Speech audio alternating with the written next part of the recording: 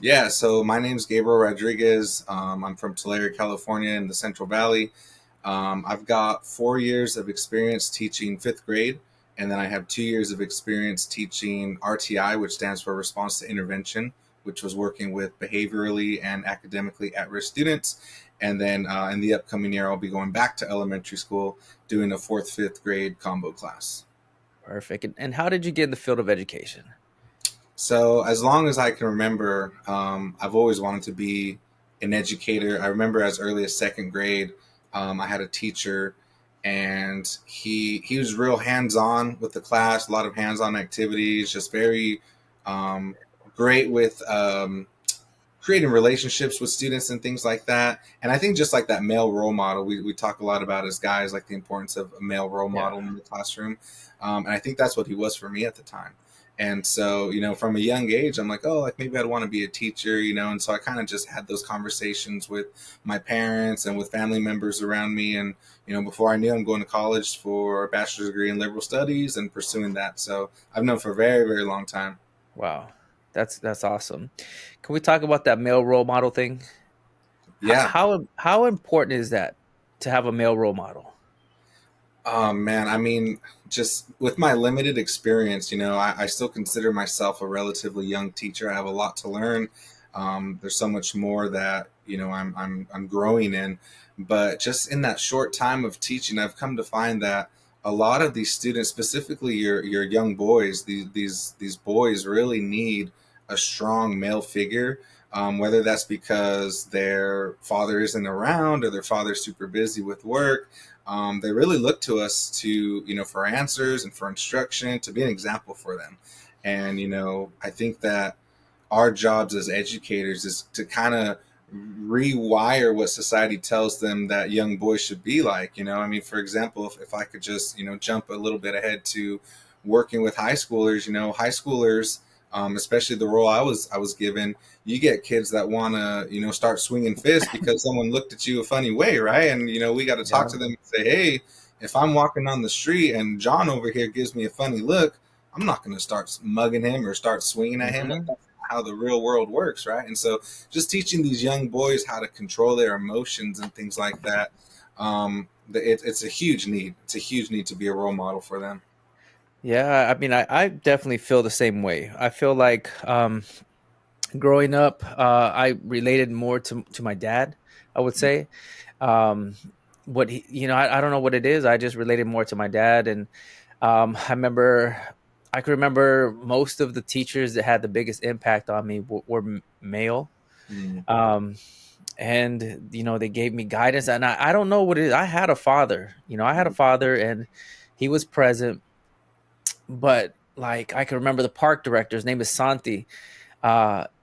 He had a big impact on my life. He was the park director. I was at the park all the time, and what he said, really stuck with me. And I don't know what it is with boys, but boys definitely, at least I feel, boys definitely need a positive male role model who knows how to regulate their emotions, who's not like, knows how to regulate their emotions, knows how to be a strong, good man that protects, that looks out for other people, that's kind, that has a loving heart.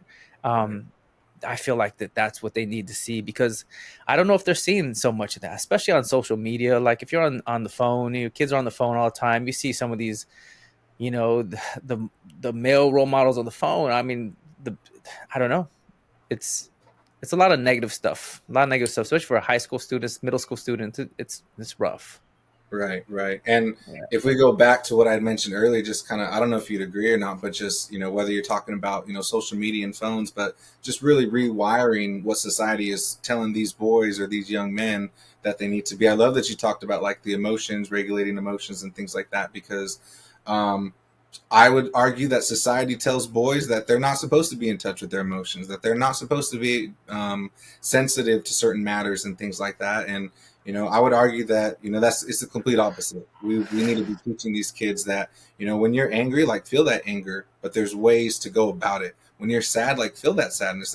Like these are emotions. There are no such thing Yeah. as bad and good emotions. Emotions are natural. They're human things, right? So trying to teach these kids, like, yeah, feel what you're feeling, but we don't need to act out on it in a negative way every single time. right? I remember growing up in high school, it was all about like fast cars and chasing girls and Yes. hanging out and partying and you know, not showing your emotions, being tough, being hard. That's what it was, and I believed that for a long time. Hmm. It wasn't until I had kids that it softened me up. Like that's not gonna work. Like you Right. can't be like that. What kind of model are you being to your kids if that's what you're doing? You can't do that. And so it took me a long time for me to realize that that's not what it's about. And so when I go into these schools, I'm presenting the opposite. I'm presenting like love. Yes. Here, Yes. here's a man who's looking out for everybody. Right. Protection. Like I'm here to protect you. I'm here to make sure that you're taken care of. I'm here to show you kindness and care for you, and I'm gonna do it in a strong male way. I'm Yes. gonna do it in a strong male way. Exactly. There's this quote in this book, "The Lion, the Witch, and the Wardrobe." I always remember. They ask somebody asked in the book, Aslan is, I guess, the lion, right, the king, and they ask him, is Aslan dangerous? And then the response was, of course he's dangerous, but he's good. Mm, That has always been put in my head forever. Of course he's dangerous, but he's a good man. right. That's what I want to be.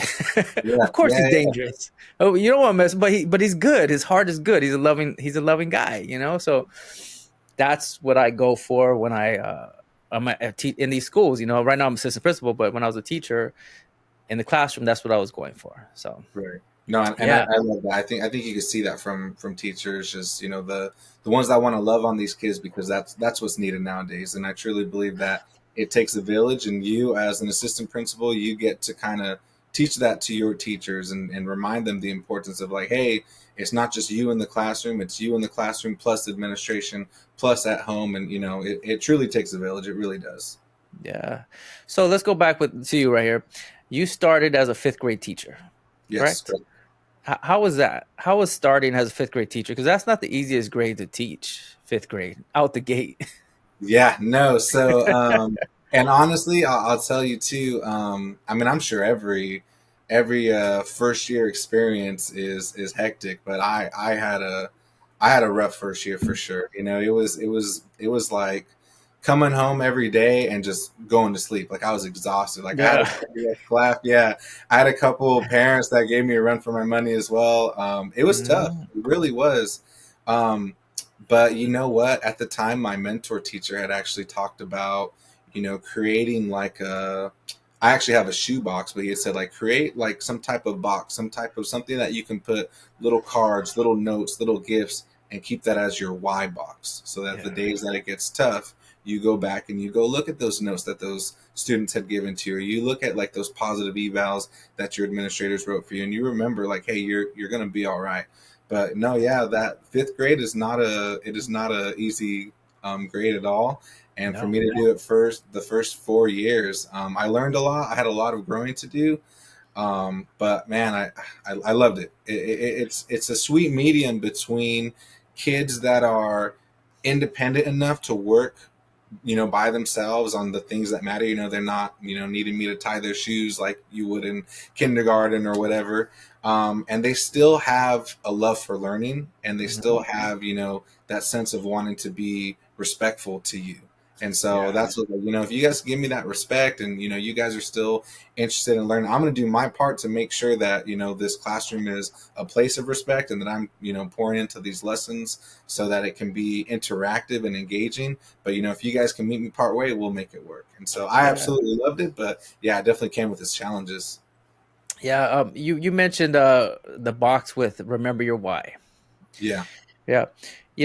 When somebody says that, like when somebody tells somebody else to remember their why, I feel like that, especially in social media, is a negative thing. It's portrayed as a negative thing. It's not a negative thing in my opinion, Mhm. but it's portrayed negatively. Like administrators would tell teachers, this is I don't know how true this is, but this is what you see on social media, a meme of a administrator, telling teachers remember their why, and everything's falling apart, that kind of deal. Do you feel like remembering your why is a negative thing? I personally don't, but I completely understand where you're saying that it's kind of portrayed in that way. Yeah. Almost in the thought of, like, you're romanticizing the idea of how it was when it first started, and then it's kind of revealed that it's not all sunshine and rainbows. Because I see that a lot. Like, I have, half of my TikTok algorithm is teaching stuff, and so I see stuff like that all the time, right? But so I completely understand what you're saying. But for me personally, no. Like, I think that I surround myself around a lot of people that are very like mindset motivated, and it's like let's figure out, or let's shift the way that we think. Let's try to Yeah. figure out. Let's be problem solvers. Let's have solutions, right? And so for Yes. me, like when I think of the why, it is a place to recenter, Yeah. to catch my composure and say, hey, you got into teaching because you love students. You got into teaching because you want to make an impact, because you Hmm. want to change communities, and you want Hmm. to see growth, not just academically but socially and behaviorally, That's and right. so for me, when I get notes like that, and when I get, like fifth grade, the little pictures and stuff that they would draw or they would color, and they'd put a little note on the back of the paper, like I save it all. And like I said, those days that it's hard, it's really just me recentering myself and just like, all right, yeah, you had a tough day, but you knew what you were going to get into. Like, you knew it was Hmm. going to be, it wasn't always going to be all sunshine and rainbows. There's going to be some hard times, and so, catch your composure, and Yeah. tomorrow's a new day, and let's start all over, right? Yeah. Yeah. I mean, I agree with you 100%. I feel like I always remember my why for a lot of different things. It's not just being an educator, but I remember my why when it comes to my health, right? Where Mhm. I want to take care of my health because I want to see my grandchildren graduate from college, right? So Right. I better remember my why. I better remember that that's what I want to see. So I need to take care of my health. I need to work out and whatever, and eat right. I feel like remembering your why is a very important thing that uh gets a bad rap. Like Mhm. it's used in a negative way, and I feel like you need to use that in a positive way, like you were saying. You reach into that, remember your why when you have a rough day. Yeah, you need to do that. Like you're here for a reason, and I feel like it should be a positive thing. But back to your fifth grade though. Back to fifth grade. Um, what was the toughest thing about fifth grade? When you think For about teaching fifth grade, what was the toughest thing about teaching fifth grade? I think for me, the toughest thing was trying to differentiate between what you're teaching versus what your students are learning, if that makes sense. And I think Mhm. I don't even think I learned that until like year two or year three, where someone said, "All right, hey," um, they called me by my first name, Gabriel. They're like, "All right, Gabriel, just because you're teaching doesn't necessarily mean the students are learning." I'm like, well, what do you That's mean? Like, right. well, you taught lesson 10 point whatever, right? On this math standard or on this ELA, whatever. You taught it, right? We see it in your lesson plans. It's taught. Yeah. You spent a week on it or whatever. But when we look at the data, it doesn't show that the students are learning it, right? So and it was not done in like a negative way, but kind of like I had mentioned earlier, to kind of like recenter like that thinking, like, all right, what do we need to do differently? Like, how are Yeah. we going to approach that, right? So like I said, that was definitely one of the hard things, is like, just because I get through a lesson doesn't necessarily mean that these kids are paying attention, That's that they're right. learning, that they're engaged, right? And so I had to Yeah. really kind of rethink the ways that I was approaching, my lesson plans and hitting those standards. Because, and initially I thought I'd just go in, teach a lesson, we're done, we're good. And so Yeah. that was a huge learning point for me, for sure. Yeah, like I feel like some teachers just rush through a lesson just to get through the lesson, especially if you're new, right? If you're a new Yeah. teacher, you're rushing through a lesson because you want to get through all the standards and you hope that you could get through the end and that kind of deal. When, like you were saying, you could be teaching and nobody's paying any attention. You could be on the board and like doing all these things and kids could just be staring at you quietly, like Mhm. nothing. Like they're just blankly staring at you. Yeah. And that's not a good thing. I Right. remember I was teaching fifth grade, just take math for example. I'm doing a math problem and I'm looking around and everybody's like, just there's no work on your paper. And one of my things was like, I need to see work on your paper. Right. You can't have nothing on your paper. That is not allowed. I don't care if it's wrong. You could be wrong all the time. I need to see something on your paper. So Yeah. I'd do a problem on the board and then I'd be like, all right. And I'd walk around. And I'd be like, okay, you got something. Where's your thing? I don't see it. give me something. You got something. You got something. Where's yours? And I would just walk around and be like, shh, and I would check everybody's work. Hmm. When I was doing the whole group lesson, right? The whole group. And then there's times where I was like, all right, here's a problem. This is how you do it. Once you get an answer, come to me in the back. Let me check your answer. So kids would do their problems and they run to the back of the room and I check it. I'm like, oh, just switch right here, do this thing, whatever. They go back to their seats. So I'd have them get up, check their answers, come back. So it was like this movement thing. But I was, when it came to whole group, I was making sure that everybody was doing something. Like you couldn't just sit there and have blank paper Right. and go out. I'd be like, go out, go work with this person, go sit with so and so. They know how to do it. They'll help you out. And it was just constant moving and checking and you know because you could teach a whole lesson and nobody pays any attention to you, and Right. then you go on to the next lesson and you do the exact same thing and you spent like a month of nobody understanding a thing you said. Yeah, yeah, you know exactly.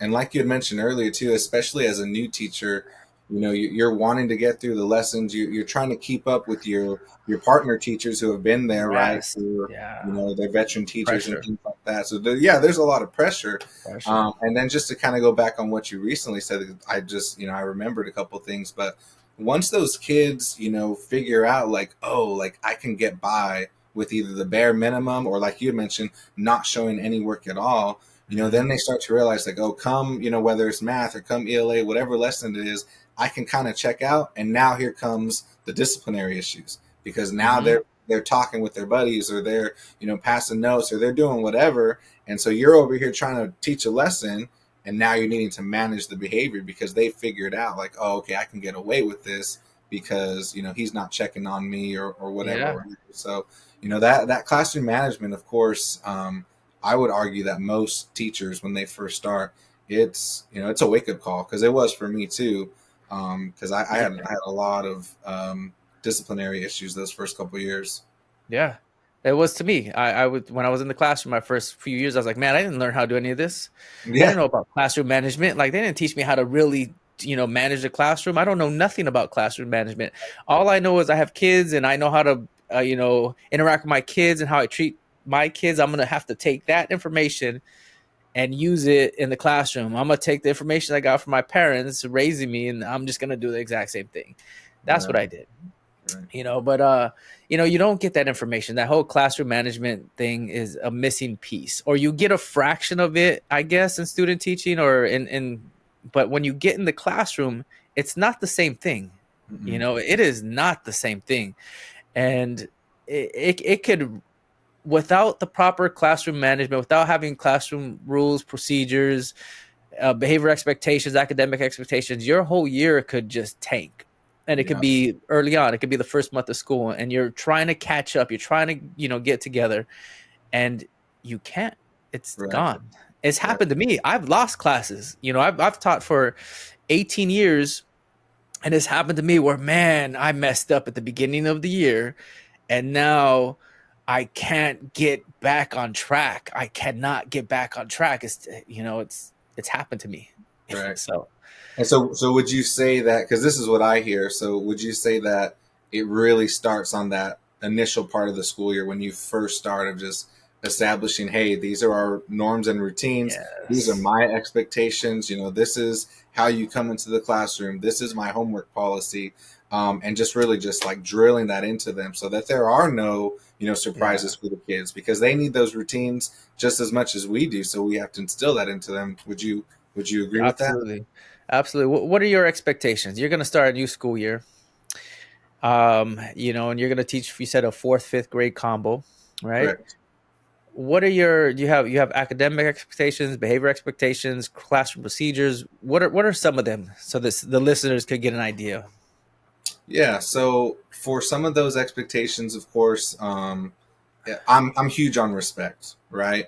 I truly believe that when you come into the classroom, it's a place of learning. So there's specific dialogue that needs to be used. So there's of course going to be some words that we don't use in the classroom, like the obvious, but really just kind of teaching them how to use academic language, both when it's something that needs to be, how would I say it, it's something that you're expressing that something is wrong in a negative way, but you're not doing it in a way that is damaging another student. So if you have an Yeah. issue, there's certain dialogue that we're going to use, to let them know, like, hey, I didn't agree, or I didn't like how you said this, right? Rather than, these students, because like we talked about not too long ago, a lot of them don't know how to manage their emotions. So if they don't Yeah. like the way that a student says something or does something, they're going to pop off right away. And so trying to teach them, in those dialogues of how we're respectful to each other, it's okay for you to feel a certain way, but we're going to address it, the way that we should appropriately in a classroom. Yeah. Same thing with the dialogue of, I really like academic dialogue when we're doing whole group learning. And so, I used to do like, the thumbs up and thumbs down for agree and disagree. But when students do like the one-on-one conversations, I'm looking for complete sentences. I agree with so and so because of blah blah blah blah blah, Yeah. right? And trying to get them to see that that dialogue is going to transition into our writing section, because once you guys start doing your essays and things like that, well, we just spent all week talking about the Lion, the Witch, and the Wardrobe, and why we see Aslan as fearsome but good, right? Well, we talked about it for a week, and Yeah. we're using full sentences in the conversations, in our pair shares, and in our whole group settings and things like that. So that's definitely an expectation. There's obviously the expectation of how you come into the classroom and how you leave. You can't be coming in and leaving like a little hurricane. They Hmm. have to know that, because if you let that slide, it sounds like we both agree. If you let those things slide, first couple days, Yeah. come November, come you know how December is, right? You know how June is and May is. Come those later months, they're going to be running into the classroom. They're running up to your desk, and they need to be Yeah. taught how to come in. They go to their desk, they pull out their homework, or they pull up, the little warm up assignment on the whiteboard, and they get started. Little Yeah. things like that. How do you create those boundaries, right? You're a new teacher. Let's just pretend you're a new teacher. How do you create those boundaries when, as a new teacher, you kind of want to be accepted by the students, right? And so maybe you're a little too nice, maybe, Mm, but you need boundaries. You need boundaries, and you haven't had that practice of telling kids no, like mm, really say no. You can't. No, you put that down. You haven't had that practice, and yeah, so your no's aren't that strong. They're like almost yeses. right. How do you create those boundaries? What would you say? How do you practice that? Yeah, so that's a great question. And if I'm being honest, that's definitely something that I struggled with when I first started teaching, especially at the fifth grade level, because they're still little kids, right? And so you want to be nice to them, you want to be kind. But I would first say, before we even get into boundaries, I would say that there's just so much empowerment in the word of no, because it shows your students who's in control, right? Because if you're constantly saying yes, if you're constantly agreeing with them, they're going to learn like, oh, Mr. Rodriguez, he's just going to, whatever I ask, he's going to say yes. Yes. Whatever I need, he's got it, right? Yeah. And so, kids, whether they mean to or not, they will end up taking advantage of you. And so, Yes. I love that you asked that. So for new teachers that are listening, there's so much power in no, and just get comfortable with it. Just here and there. Oh no, not right now. And that's the next thing I was gonna say is the compromise of, you can say no, no, not right now, or you can say yes, but after this, right? Let's say we're Yeah. starting our math assignment. Can I go to the restroom? Yes, as soon as you finish questions or X, Y, and Z, right? Mhm. Because now they're knowing like, Mhm. okay, I can still get what I need, but there's expectations from my teacher, That's right. right? And so, but I would just, as far as boundaries go, I would just say that, as much as, and like I said, I struggled with it too. And so no judgment. I understand it. We want to be liked and we want to be the fun teacher and things like that. But we have to understand that, we are the adults in the room, and we are the ones that are calling the shots. And, if our job is to teach, then we got to make sure that we're, creating those boundaries for our kids, and making sure that they know that we're in control. We're the ones, who are running the dynamics of the classroom, ultimately for the benefit of not just them, but for ourselves, right? So, Yeah. Yeah, that's a good answer. I feel like there's two different types of students that play two different types of games, right? So the majority of the students are playing checkers when it comes to classroom management, when it comes to behavior, right? So as a teacher, for the most part, you're playing checkers when it comes to classroom management, basic stuff, tier one stuff. Like, Right. here are my expectations. Here are the rules. Here is, your whatever, real basic stuff, tier one behavioral stuff. And there's a handful of students that are playing chess. There's a handful of students that are playing chess, and if you play by the rules of checkers, when they're playing chess, you're gonna lose, right? So if you have to adapt. Hmm. So when you said stuff like right now, when I heard you say, um, when they ask, "Can I use the restroom?" Yes, but I need you to finish 1 through 5, and then once you finish 1 through 5, you go use the restroom. Hmm. That's like a chess move. If you said, "Yeah, go ahead," every time it was like, "Yeah, go ahead," Hmm. as long as you take the pass and as long Right. you follow the rules, go ahead and do it. Everybody's gonna be like, "Okay, go," and whoever, Yeah. the students with the most difficult behavior are gonna see that, they're gonna be like, "Oh, every time, every time I can do it." Hmm. I'm gonna go to the nurse. I'm gonna get water. I'm gonna go. Hmm. I have to make a phone call. I gotta do all these things. I'm gonna go every time. Yeah. But when you put that little barrier of entry, right? You just don't say yes all the time. You just be like, okay, but I need you to do this, or no. The answer is no, not right now. Can't do it right now. Hmm. These are more chess moves, Hmm. like, and so I feel like, especially as a new teacher, you don't know the chess moves yet. You Hmm. don't know that there is another game being played in your classroom. Most Right. kids are playing checkers. Most kids, you could do simple stuff. Here's a ticket, get a point, win a prize, behave yourself, table points. Hmm. Most kids will fall in line with that, but there's a handful, 3 or 4 kids in that classroom who are not playing checkers, they're playing chess and they're watching. And you Right. have to be a little more clever. You got to be a little more wise. Yeah, you use tier one stuff, but you can the application of your tier ones have to be on a chess level. It Right. can't be on a basic checkers level. Right. What do Yeah. you think And about that? no, I 100% agree. Um, most of these kids too, the chess players, let's call them, those are the kids that they want to figure out how much can I get away in this classroom, right? Like Yes. I just came from fourth grade with Mr. or Mrs. So and so, and I knew what I could and couldn't do, right? Hmm. This is a new teacher for me, or it's a new teacher at the school. What can I do? Like, what are they gonna let me get away with? What are they gonna be lenient with? What are the ins and outs of this classroom? So, I would argue that those chess players are, the students that are just trying to figure out how much exactly they can get away with. And that's why they're so strategic with it, because they're kind of used to it. And whether Yeah. they do it consciously or subconsciously, they want to know, okay, what's Mr. Rodriguez about? Is he going to let me go to the restroom every time? Is he going to let me, not turn in my homework, pretty regularly? Is he going to let me check out? Yeah. If you're a high school teacher, because I came from high school. If you're a high school teacher, is this teacher going to let me, sit in the back of the class, put my head down, and as long as I don't cause any issues, we're fine, right? Because I've seen that too. I know that Hmm. that exists in the school system, right? So I would argue Yeah. that those are chess players too. But like I said, those chess players are really just the students that are trying to figure out how much they can get away with, so that they could either do the bare minimum or just get what they want essentially.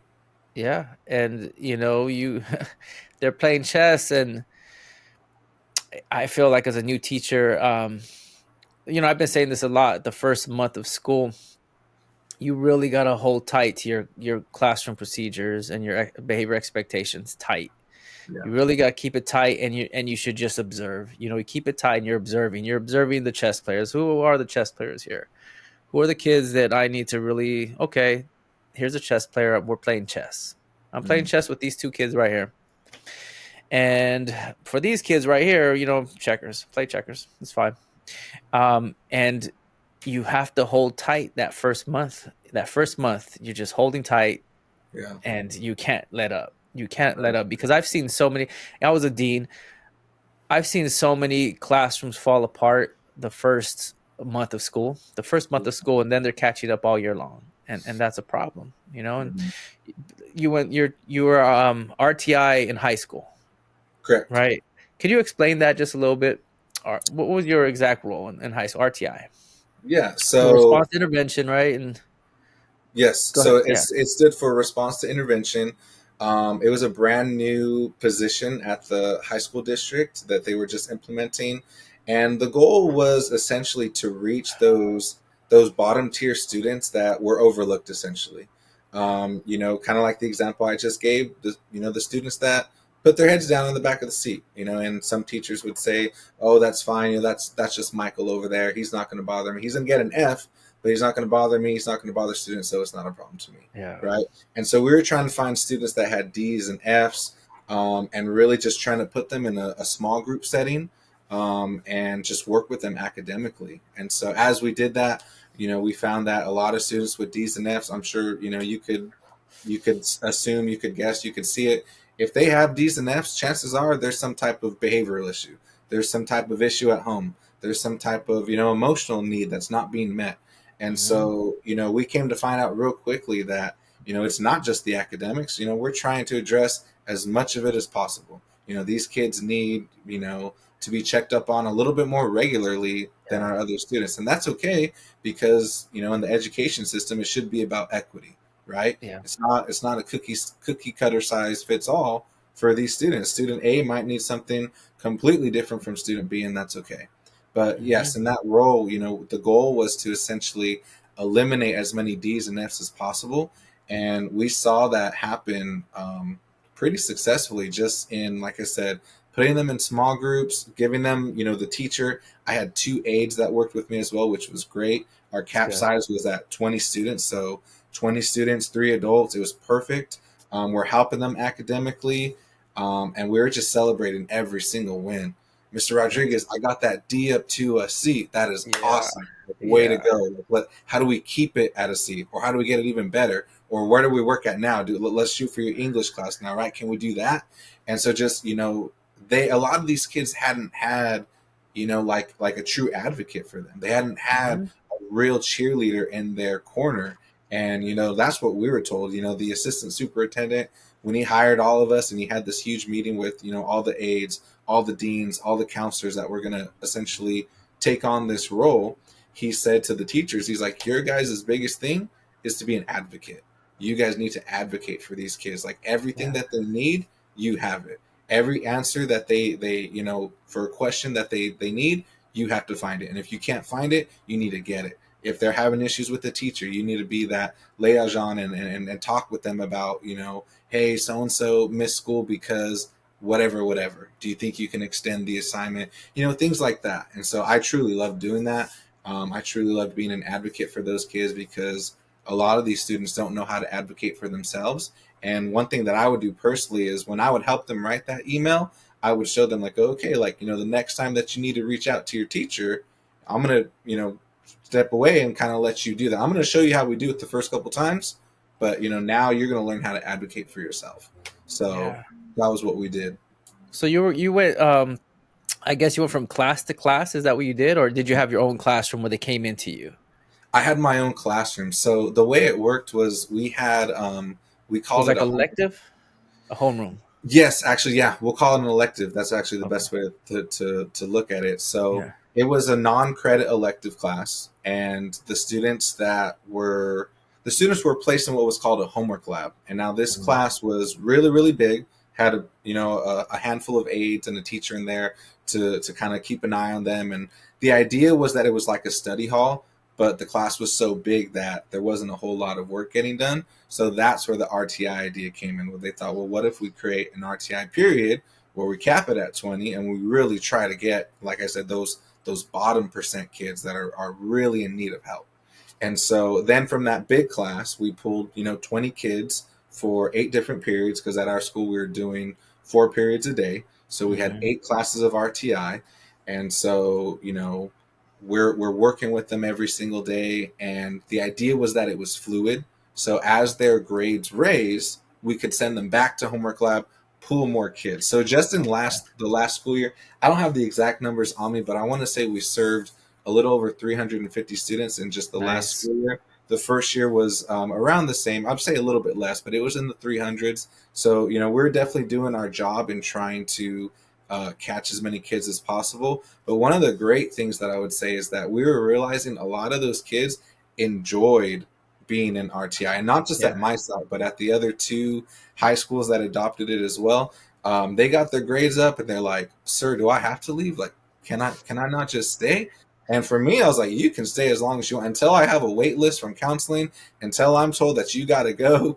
Yeah. You're welcome to stay. And that was amazing because, you're seeing these kids, really kind of, I guess just dive into what we were doing in that classroom. So that was amazing to see. So if you could take what you did and your aides did in the classroom, right, in your classroom, RTI classroom, Mhm. and the advice, what advice would you give to a classroom teacher to replicate what you were doing in the classroom? Because I get a lot of comments in my stuff where they say stuff like, "It's not the teacher's job to teach any social emotional things. It's not the teacher's job to teach emotional intelligence. It's not the teacher's job to be their cheerleader. We're not their Mhm. babysitters. We don't need to do these things." Like, I get, and I don't even know if these people are teachers. They might just be people saying stuff like that. But Yeah. how do you replicate that into a regular science classroom, a high school science classroom? Right. What tips would you give them? Yeah. So I will say this. I actually kind of have two answers to that. Um, when I was doing what I was doing at the high school level for RTI, I had a lot of teachers that were, basically just giving me a bunch of encouragement. Like, I don't know how you do it. I don't know how you're reaching these kids. This is amazing what you're doing. And if I'm being completely honest, the reality is that my classroom didn't have content to teach. So I had all the freedom in the world to just sit there and, hear their stories, to Hmm. build those relationships with them, to teach them the social, emotional, all of those things that are going to help them not just in my classroom, but in other classrooms. And I know that that worked because I would get emails from other teachers. Hey, thanks for talking to so and so. He came to class on time. He had his work done. Hey, thank you for talking to this student. They're no longer a problem. So we saw it working, right? So Yeah. that's the first part. Is like the reality is that yeah, it's hard to squeeze in SEL. It's hard to squeeze in let me pause my lesson and go deal with this issue over here. But my other answer to that would be that it's going to save you a lot of time in the long run. Once you start talking to these students and you start figuring out what's going on, once they know that you're in their corner, these kids will move mountains for you.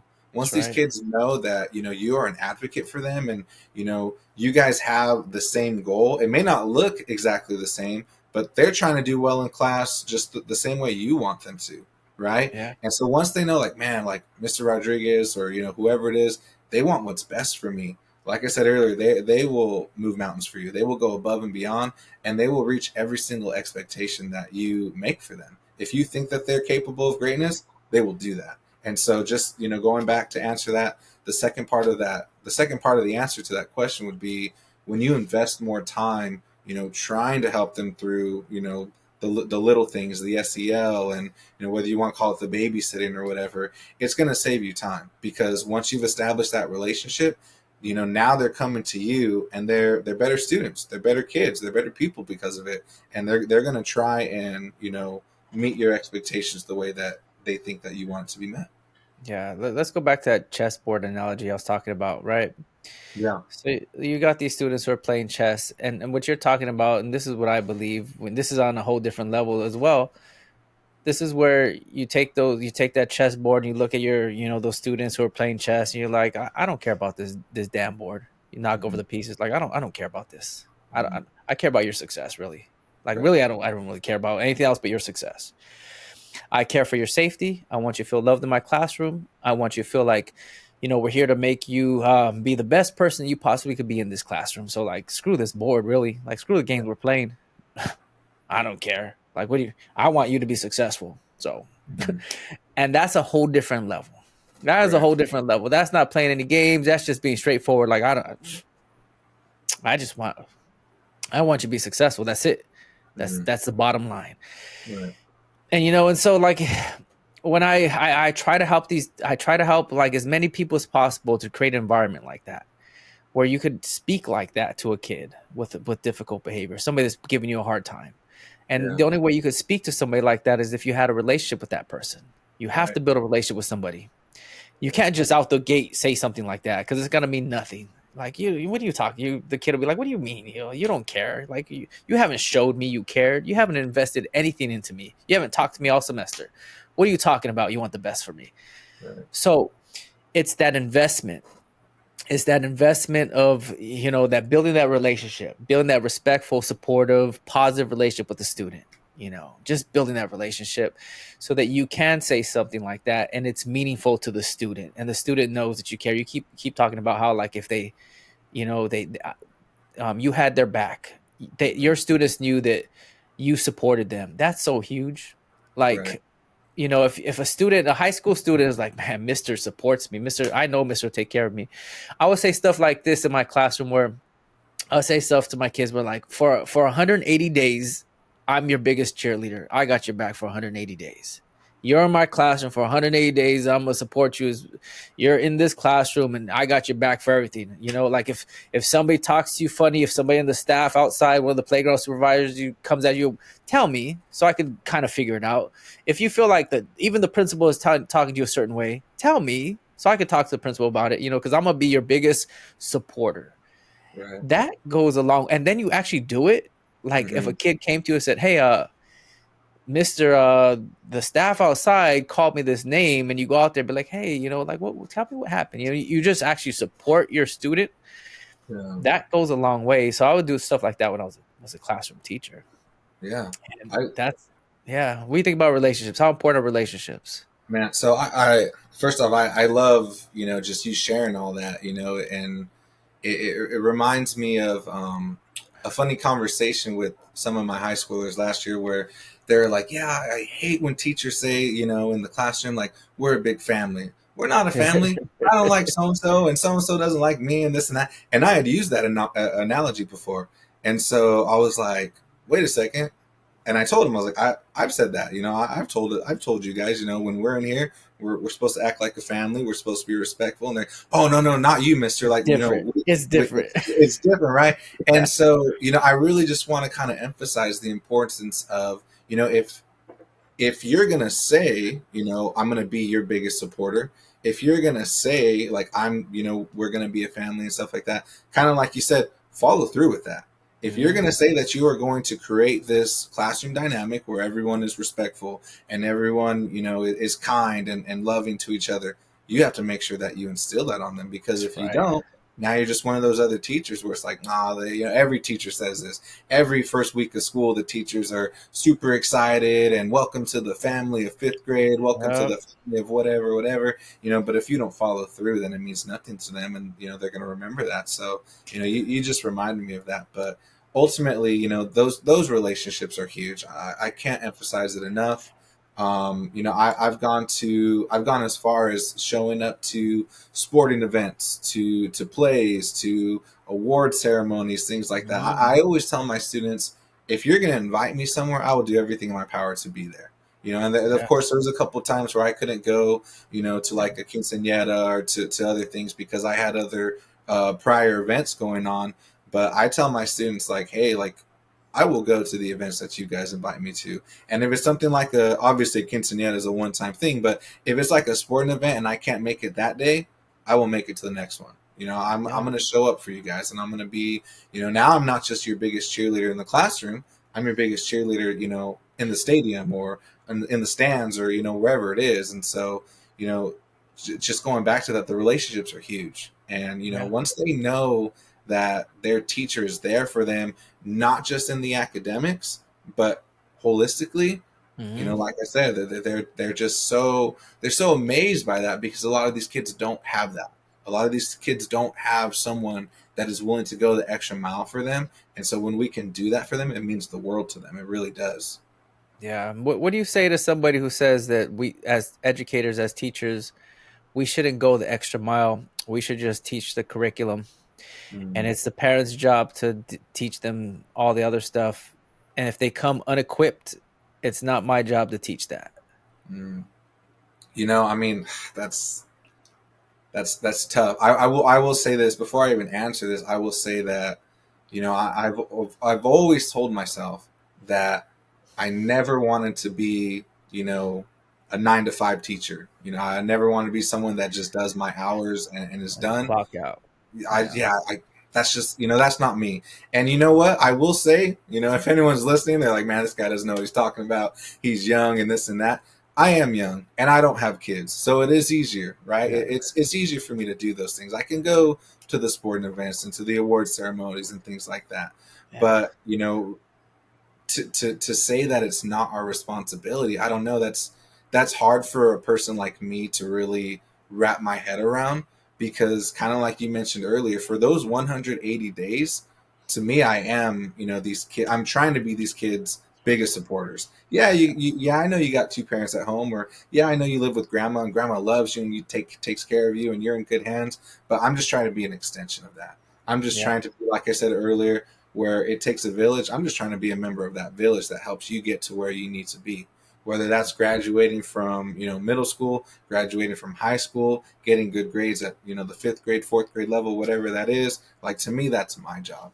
And so yeah, I understand that some people have that mindset, but, I would just say that at the end of the day, like I said earlier, it's going to make your job a lot easier, because when those kids know that they've got someone in their corner, they there's a shift. There's a shift, and yeah. I'm sure you've seen it. I'm sure you've Oh seen yeah, it where you could have a really really difficult student, but when you just sit down with them and you hear their story and you talk to them and you let them know, like, hey, I'm on your side here. I'm trying to figure out this solution with you. We have the same goals. I can't tell you how many times I've seen students that were on one level of extreme being a difficult student, and then after a couple months they're now on the other side, and yeah, they're celebrating every little success, and they're just wanting to share in every little victory that they've got going on, and I'm eating it up because I can't help but remember when they wanted nothing to do with me. When they're yeah, telling me, I don't need any help, mister, I'm good. No, no, no, no, thanks, I don't want to do that. No, I'm good. Why does this guy keep bugging me? Like, I don't want any help. It's little things like that. And then now it's like, Mr. Rodriguez, look at this, look at these grades, look at this GPA. And so, yeah, like I said, it's just going to make your job a lot easier. yeah. When I see comments like that, like, I'm like, okay, what do you do with those kids then? Let's say let's go with that. Let's play devil's advocate. Well, okay, yeah, yes, they should have learned this stuff at home. Yes, their parents should have taught them good manners, positive character, emotional intelligence. Yes, it should have happened. But Mhm. here you are, you got 20 kids in your classroom, and five of them don't exhibit any empathy, are rude, don't know about respect or responsibility. What do you do with that? As a classroom teacher, do you say, do you ignore it? Do you keep them away? Do you separate them from everybody else? And you're like, oh, these are the bad kids. I'm gonna keep them in this little corner right here. And everybody else, I'm gonna talk to you and I'll let these kids sleep and let these kids just, like, if I just give them the computer and don't talk to them and they're just on their computer iPad the whole day, they won't bother anybody else. And so that's what I'll do with it. Or I'll send them out the minute they mess up. I'll send them to the principal's office. I'll send them to the dean. We're gonna try to get them suspended. And then like, is that what you're gonna do? Is that your answer to helping these kids? Because these kids don't, it's not their fault. It's not their fault that they came here without, you're a fifth grade, fourth grade student. You came in here and you have a rough home life. People are working. Maybe your parents are always busy. Maybe you've been raised by your grandmother. Maybe all these things. Maybe it's been rough for you. Maybe you live in the house where it's like one room with like 6 7 people. Maybe you don't eat all the time. Maybe there's a lot of factors. Maybe you're homeless. Mm, What mm, do you do with that? And then they come to class. What do you do with that? You're like, oh, this is a bad kid. He doesn't understand how to behave. He doesn't know how to fit in this puzzle that I'm creating right here. He's a piece that doesn't fit. right, I'm sending him away. I'm keeping him over here. I just can't buy into that. I'm right. like, no, that you can't. You don't get it. Come here. Let me show you something, man. And the language that you reach these kids is love, like Right. the biblical type of love. I've talked about this, where you're patient with them, you're kind with them, you're respectful. You know, you're not holding any grudges against them when they make a mistake. Because they're gonna make mistakes. You don't Hmm. hold any grudges. You just teach them. Right. That's you speak to them through the language of love, and Yeah. then you reach them and you're able to connect with them. You're showing them about respect. Hold on, that's not respectful, man. Come here, let me talk to you for a second. Yeah. Hey, what you just said right now is not respectful. You can't do that. Maybe at home you curse all the time. Maybe at home you call your sister that or your brother that, but in here we don't talk like that. All right, you Yeah. good with that? Oh, sorry about that, mister. Yeah, okay. Yeah, don't do it. If you're upset, come talk to me. Come talk to me. We'll talk, we'll figure it out, but don't lash out at her like that. You teach them. Right. That's my answer. And there are people that disagree with that. There are people who are like, Yeah. nah, that's not the answer. Yeah. So it's No, sad. if I could just add to that, because yes, it's sad. It really is. And that's why I appreciated what I did the past 2 years, because I essentially got to be the one person not to push them away, the one person not to send them out and stuff like that. But I just to kind of piggyback off of what you said, I would even argue that a lot of those kids that have that difficult behavior, they exhibit certain difficult behaviors because they've learned, if I do X, Y, and Z, I'm just going to get thrown out. I'm just going to go to the office. I'm just going to get Mhm. suspended. Right. And so when you, as a teacher, as an administrator, whoever you are, when you put your foot down and you show that, like you said, that love, that biblical love, that, that student teacher, like, hey, I'm here for you, that advocacy, it throws them off because it's like, whoa, I've been in school, 6, 7, 8 years now, and I've learned that if I act out, I just get thrown out. I've learned that if I cuss out, one of my peers, I'm just going to the office, there's consequences, right? We know this. Yeah, of I'm not course. trying to say that there's no There consequence, should be consequences. Yes. right? But showing these kids that I'm not going to be another adult that gives up on you. I'm not going to be another adult that says I don't want you. I'm not going to Mhm. be another adult that says I can't deal with you. Yes. And you're going to see something shift. You're going to see something change where they're like, "Oh my goodness, like I'm trying." And I've seen this at my 2 years where kids would purposely try to push my buttons, and it was just no. I'm still here for you. I'm still Yeah. your advocate. I'm still your teacher. I still care about you, right? And you can see that shift where it's like, man, this guy is not giving up on me. This guy is not just going to send me to the office. He's not going to just write that referral. He's not going to just do all these things. Like, he is actually coming at me in a loving way and trying to Mhm. teach me. And Mhm. so, I just, like you said, those comments and stuff, because I've seen some of your videos with some of those comments. And I'm like, what is, like you said, I'm like, are you even a teacher? Like, I don't even know if you guys are just trolling or, I can't tell, but, Yeah. I don't um, know either. I get a lot of comments like that. I get a lot of comments where people come at me like, and I'm like, damn, is this real? Is this a yeah, real thing? Like, do you yeah, just like I don't know if it's real or not. It's very discouraging. I'll tell you what, when I first started my TikTok, right? When I first started my TikTok, I had no clue, social media like on TikTok, barely started. You make yeah, one video and then you get all these negative comments, like brrr, negative comments. And then I'm like, whoa, am I doing the right thing? Am I off? I would tell yeah, myself, am I wrong? Like, was that wrong? And in my heart, I knew I wasn't wrong. I knew what, mm, what I was saying was right. And I was like, right, wait, that I'm right. Like, and I put out another video, I'm like negative comments, and it wasn't until like a while where I guess the right people were following me to where they're like, that's right, you're right on. That's it mm, right there. That's it right there. And I was like, okay, I'm doing the right thing. Now when yeah, I get these comments, sometimes I'm like, if it's the same person over again, I'm like block, like block, block, yeah, block. I don't have time for that. Like you've said so many things, block. just Other looking times for a reaction, yeah, like other times I'll be like, you know what? Just block me.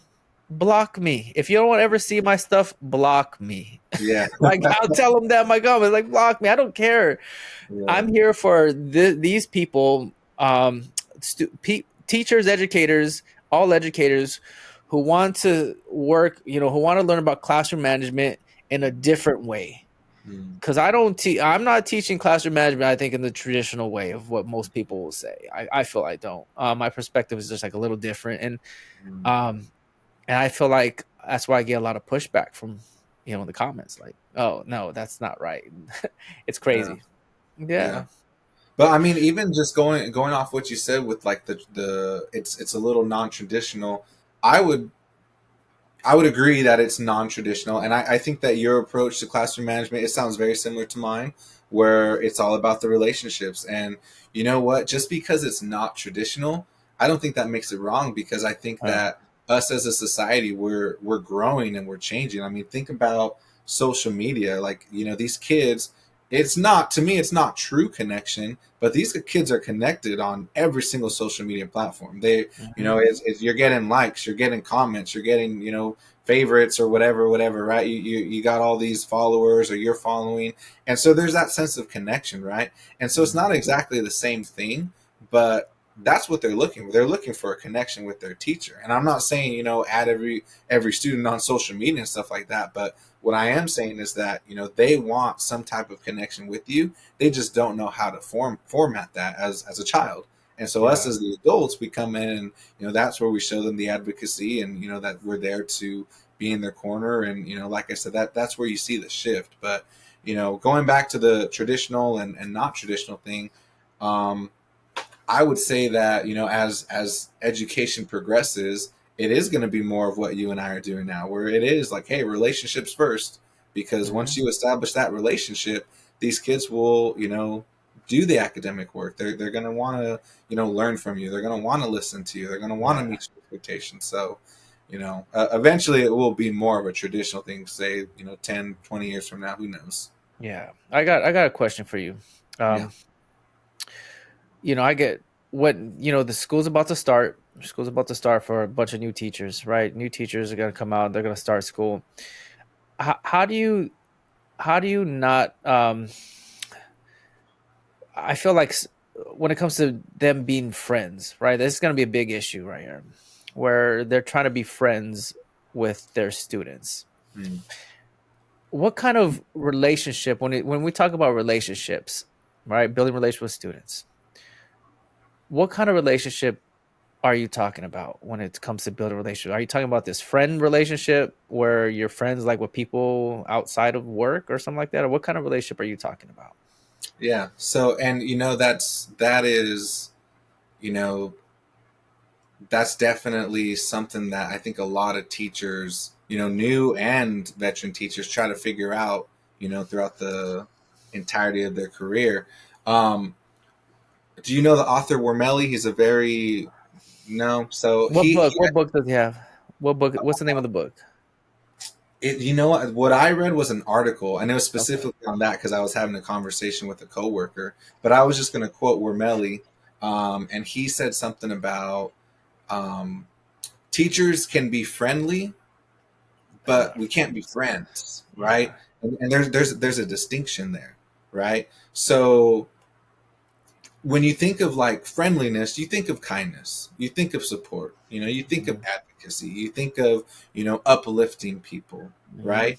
And those are the types of things that as teachers, we want to do for our students. But, we're not necessarily hanging out with them on the weekends. Of course, that would be weird. We're not Hmm. doing things like that because there has to, of course, be, that level of professionalism.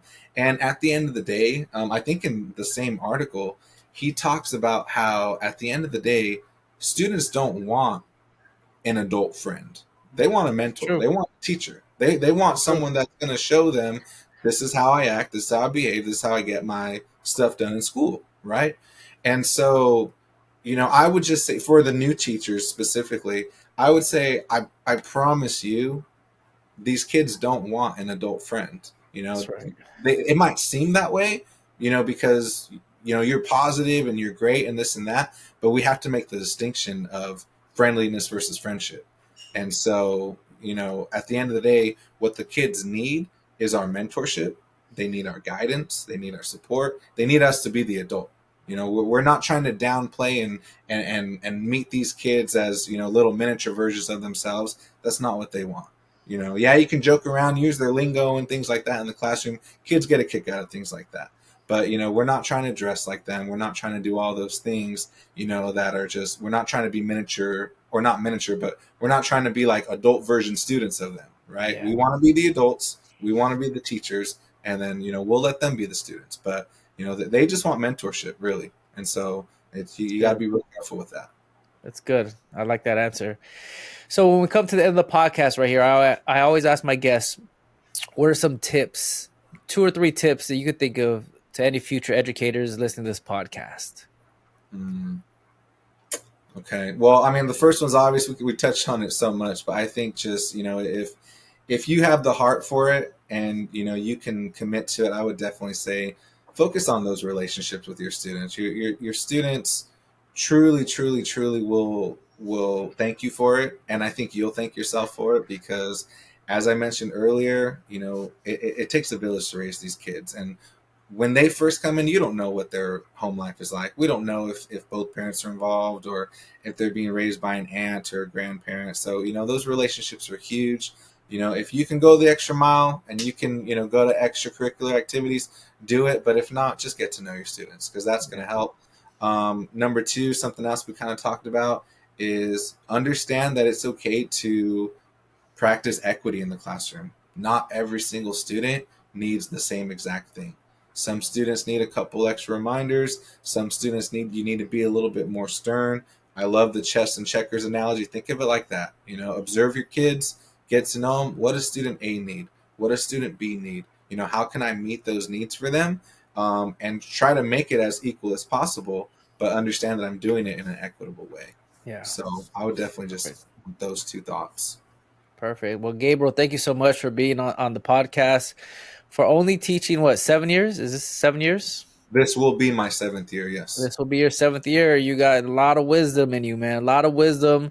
A lot about building those relationships and connecting with students, and creating a safe, positive environment. I could just by our hour that we talk right now, I could tell that you have a lot going on for you. It sounds like you're gonna have a bright career.